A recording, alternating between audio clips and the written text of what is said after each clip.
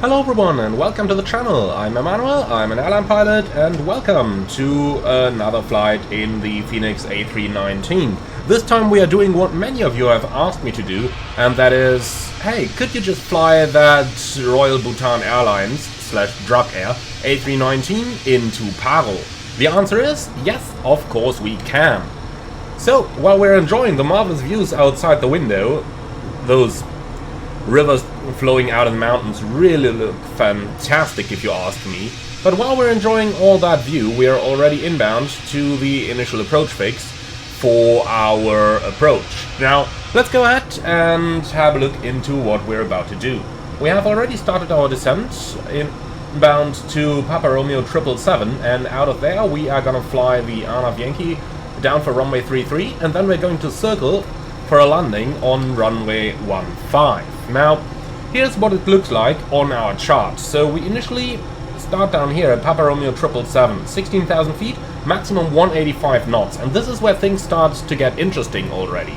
That 185 knot restriction means that we are going to activate the approach phase and slow the aircraft down rather significantly, while we're still some 30 miles out from the airport. First things first though, set QNH, and today's QNH is 1016, which is now set 3 times. So once we have overflown waypoint 777, we proceed inbound throughout the valley to the waypoint 708, and from there we have to have visual on the runway. Now, that's where things get interesting.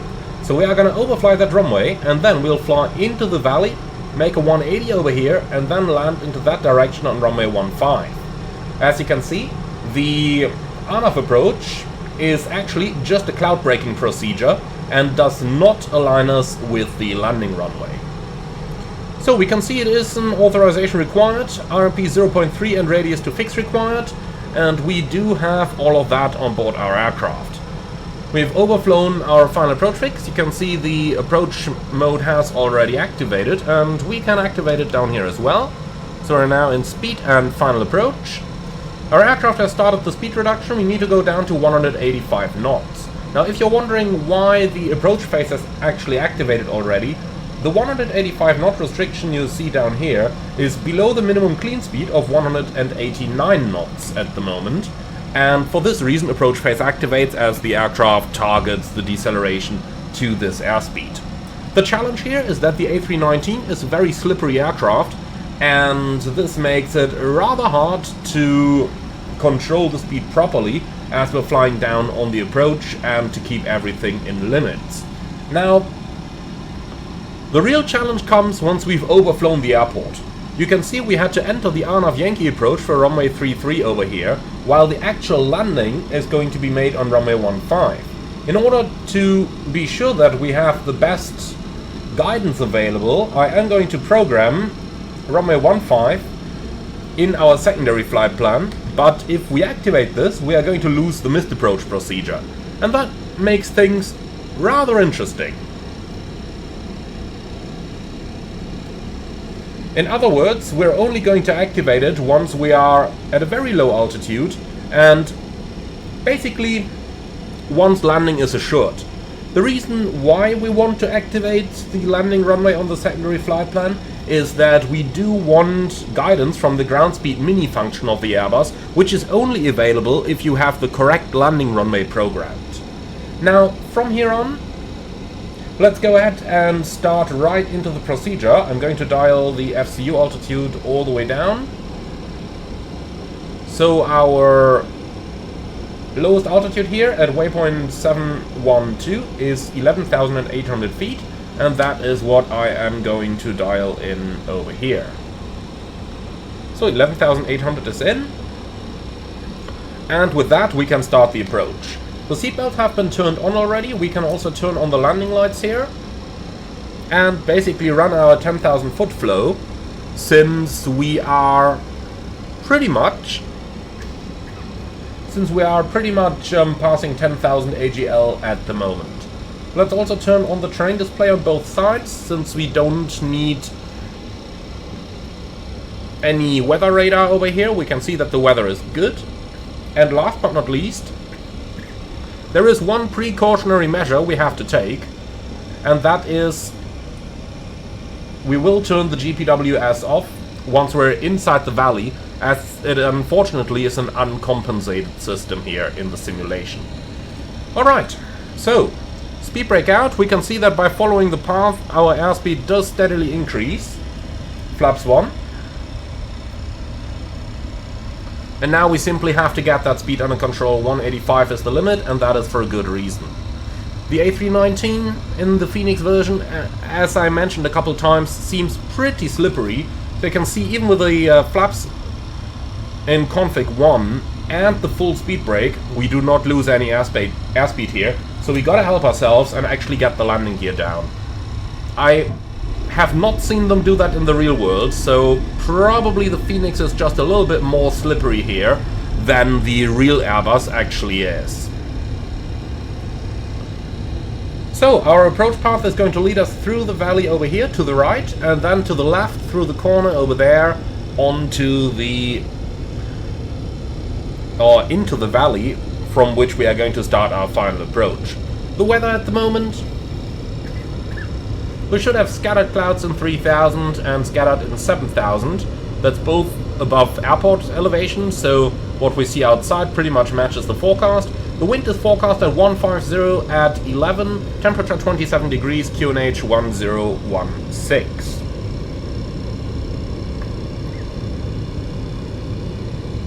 Alright, we're entering level flight. Our speed does start to come back quickly now.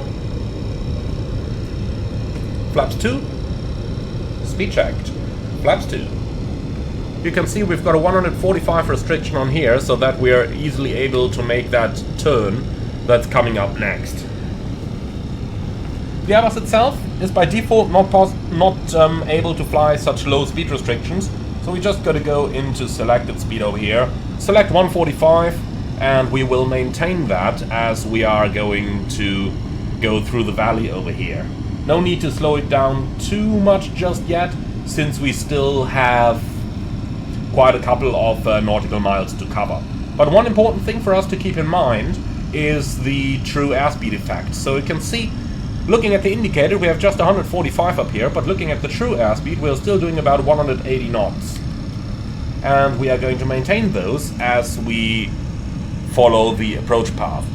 Now we've passed the 10,800 over here. We are now going to continue our descent towards the airport. You can see that final approach mode is slowly guiding us down over here, even though for a reason that I don't know, it doesn't give us any indications. And even if I turn on FLS, it doesn't give us any indications. So, not sure if that's a bug or if that's how it's supposed to work over here, but I wouldn't know any situation from the A330 where the systems should behave in this manner. Okay, anyway, the airplane is following the path that it should follow. After Papa Romeo 708, we are going to continue towards the landing runway, and then we are going to start the approach procedure for runway 15.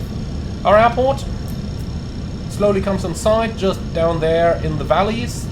Terrain ahead. Pull up. Okay, this is what I meant earlier when I said that we might have to disable the GPWS. So, turn it off.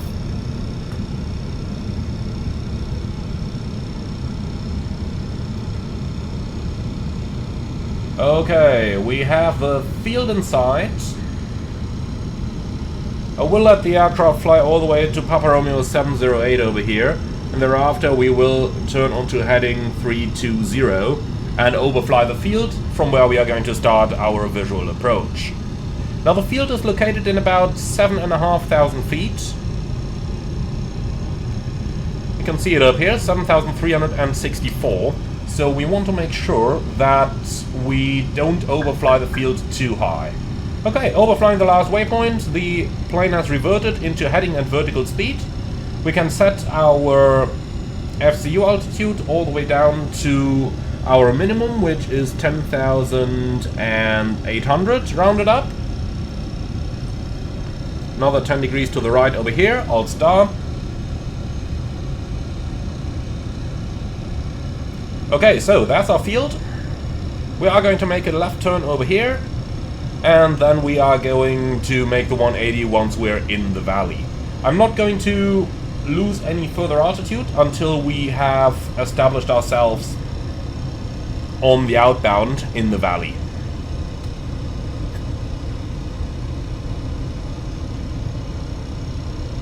Okay, so for now we just monitor the flight's progress. We are all visual right now.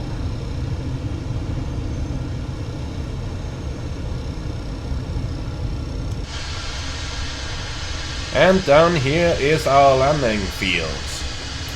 So, runway 33 over there, runway 05 into the other direction. As I mentioned earlier, I am going to keep the runway 33 in here for the time being. Only once we actually start our final approach on the leg down here, I will activate the secondary flight plan, because at that time we lose our missed approach guidance. Okay. Manage speed, manual flight, flight director off, bird on. And then let's go ahead and give this a go. Flaps 3. Speed checked. Flaps 3 and flaps full. Speed checked. Flaps full. So, continue. Alright, let's go ahead and start the left-hand turn.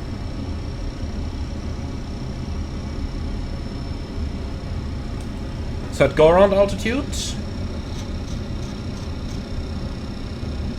And here we go, 16,000 feet set. So, this is where we are going to make the 180.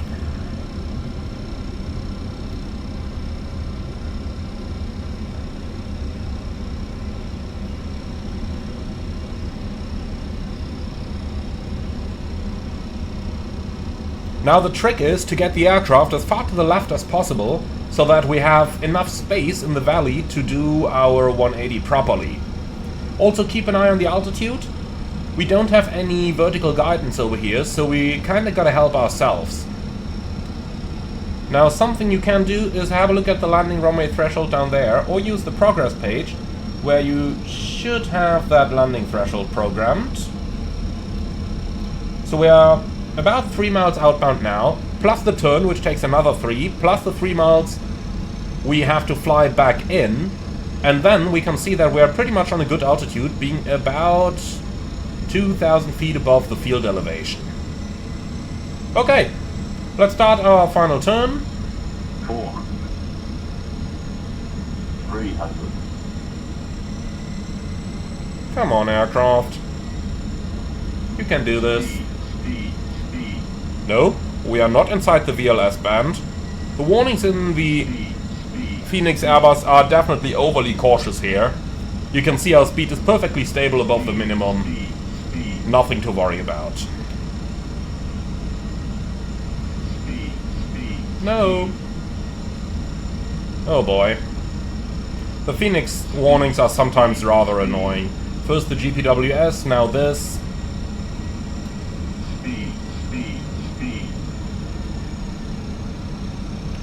Okay, so we're on the inbound track now. Let's go ahead and activate the secondary. Here we go.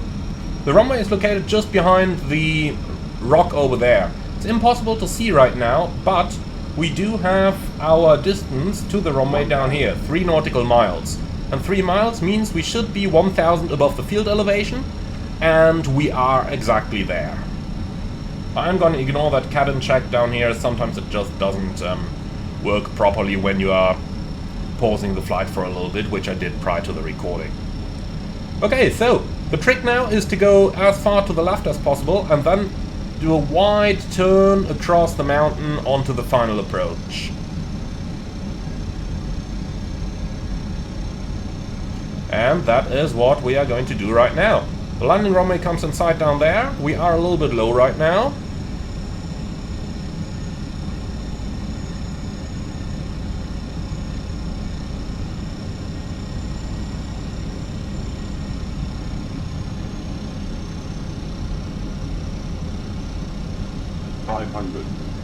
Alright, looking good.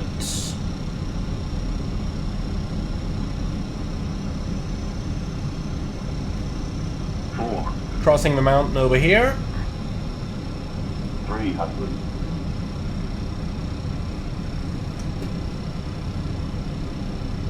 Now we gotta get the final turn right. Think rate. 100. Think rate. And here we are. 40, 30, 20. Retard. Alright, don't make it overly smooth. Just put it right down into the touchdown zone. And here we are. Okay, spoiler, reverse green, decel.